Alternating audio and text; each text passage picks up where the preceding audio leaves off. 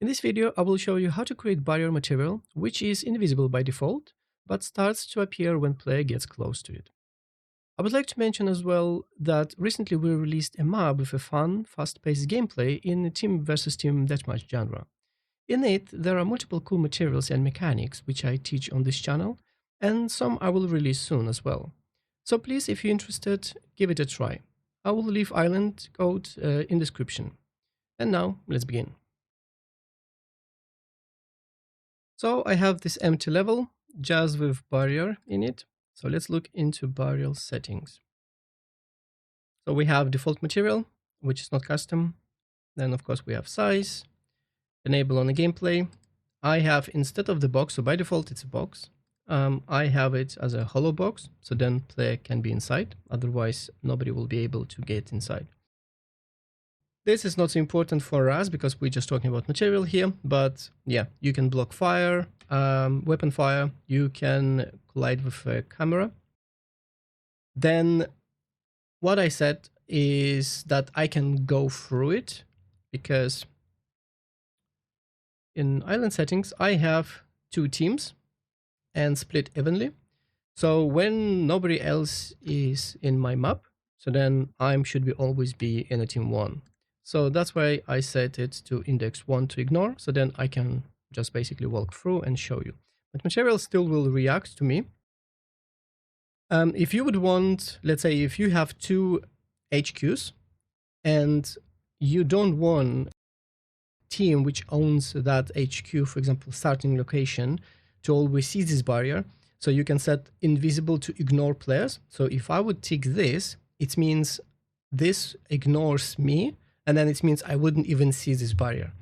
This is sometimes cool, just only then opponents who comes close to, let's say, this HQ, which is not theirs, they will start to see this barrier.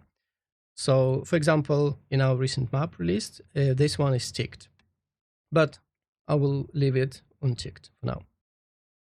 Yep, so okay, let's look here. So we have textures, super simple setup.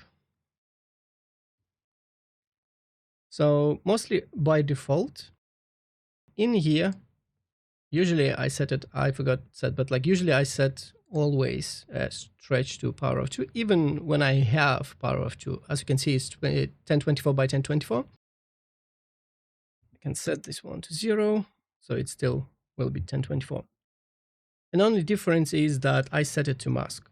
Because it's a black and white, there is no RGB color, and there is no point to use it as default. But as you can see, nothing changes, size not changing, nothing is changing. It's just basically my habit because I know that this is a mask. Okay, so let's now start with material. Material, okay. Then material instance. And we can straight away add this material instance in here. Okay. Now let's open. For some reason, when I open new window, it's always downscaled UI. So I need to always move to another screen and then back. Okay, so let's start in here. So yes, we need surface. We will set it translucent. And in this one, I will set to unlit. I will set it to visible in two sides. If you will set it to one side, you actually, because it's a hollow box, it means player will only see it from inside, inside it outside. So basically, as you can see in here, see like I can see this box from inside, but outside it's actually transparent. So that's why we need double side, two sides, so that we can see from inside and from outside. Okay, so let's start. Let's start maybe with a texture.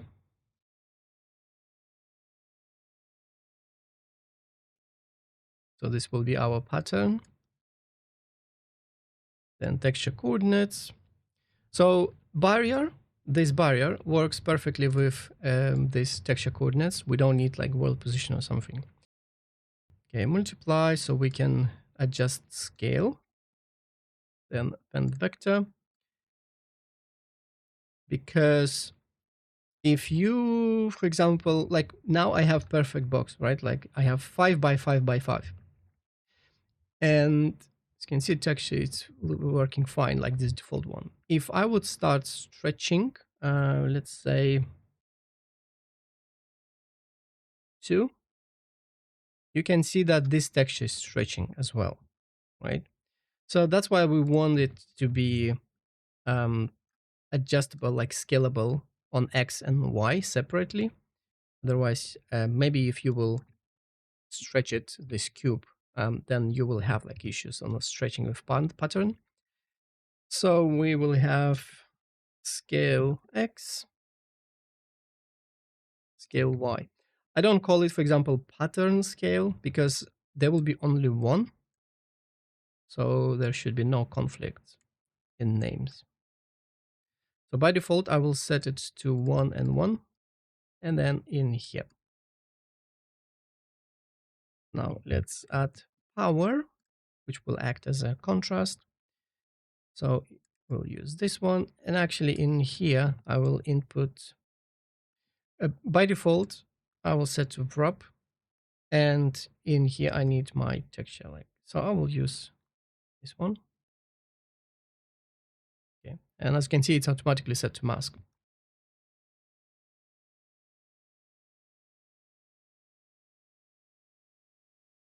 Okay. So with this, we're finished. Now let's create mask. So when we will come close, it will start appearing. And this will be based on the camera. So first we need world position. Then we need sphere mask. So XYZ goes into A. And then we need camera position in world space. So basically in A and B should be same thing. Yeah. So because we're using world space in A, now camera position is world space as well. So we're adding it in a B. That's why it will work perfectly. So then mask radius, mask hardness.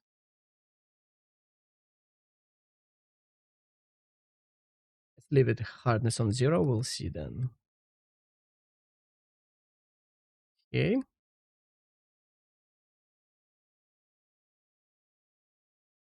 Let's do mask intensity. Leave it on 1. If you're doing multiplication, if you don't know your number, always leave on 1, because if you will leave on a 0, it will erase everything, because multiplying by 0 is 0. Okay, so with this, then I want another power, and it's actually will be 2, 1 here and 1 later. We'll connect it here, and this will be mask contrast on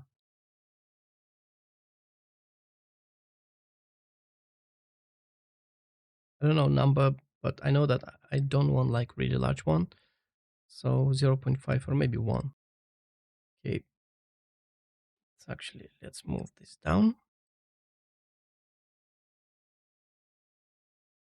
Subtract.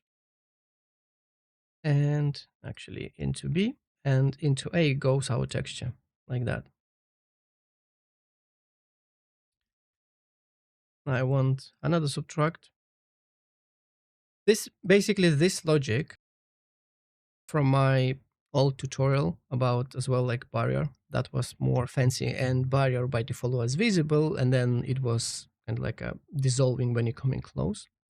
This one is based on this, but like simplified version, like good enough for what we want. So this, then we want that power. We'll just contrast.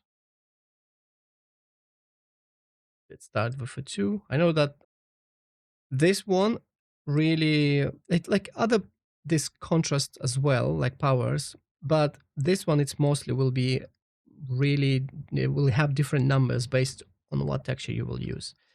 So it's always, if I will use, for example, this number on this texture, it doesn't mean same numbers will work on another texture. It's really big difference. That's why we're creating parameters, so then we can always play with these parameters based on the texture. Okay, it's this. Then let's use our saturate just to keep it between 0 and 1. And this goes into opacity. You can see already that it appears that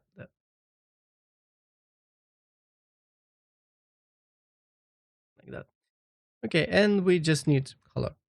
So whole logic is in opacity and color is just color.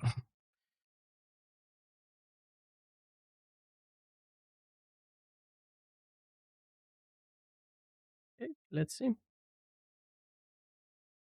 Yep, it's working. Now let's tweak our numbers. So let's open our barrier material instance. So first of all, our radius probably small, too small. It starts really too late. Okay, better. And our scale definitely too big. Let's try 6, 6. Here we go. This is height somewhere where player will be. Maybe even 7 by 7. Okay, that's good. Okay, let's play with other parameters. Let's maybe increase slightly. Okay.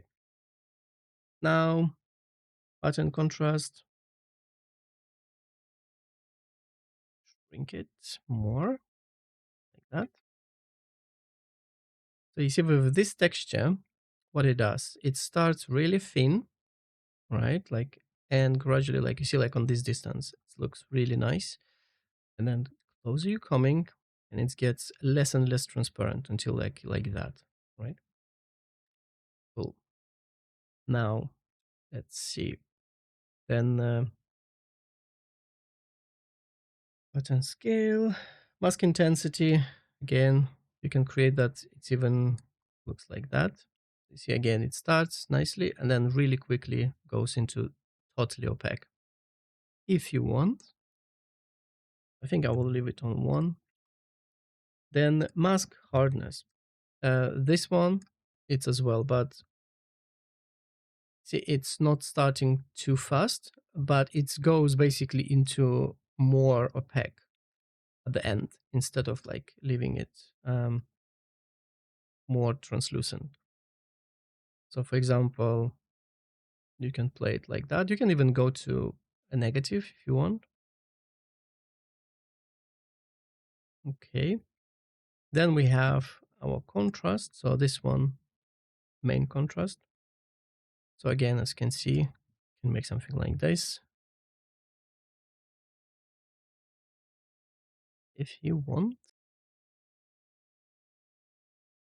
Or let's say this. Then we have mask contrast. And as you can see what it does, it makes our now this circle really sharp instead of like smoothly transition. So maybe you want that as well. You can increase intensity like that. You can see if you want it to glow. Let's leave it. And then maybe that. No, not hardness. Wrong one. This one. Yeah. Like this.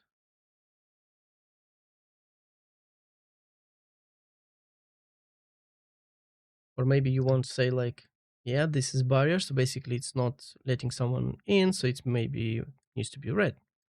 Like that.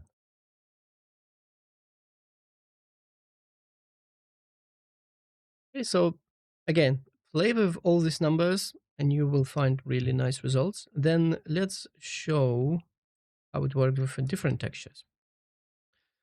So let's say maybe, like for example, this pattern and this are really similar. They should work pretty same, as you can see, right? But then if we would look into this one, you see now this radius is more visible. This like checker pattern is pretty cool as well. But again, because now it's a different one, we need maybe adjust it, like you see, maybe more smooth or really sharp, like this. Then again, we have mask contrast. Maybe you want it to be like this on the edges, see, or maybe not. Then more smooth. Cool. Then maybe like this one, right? So you have like that.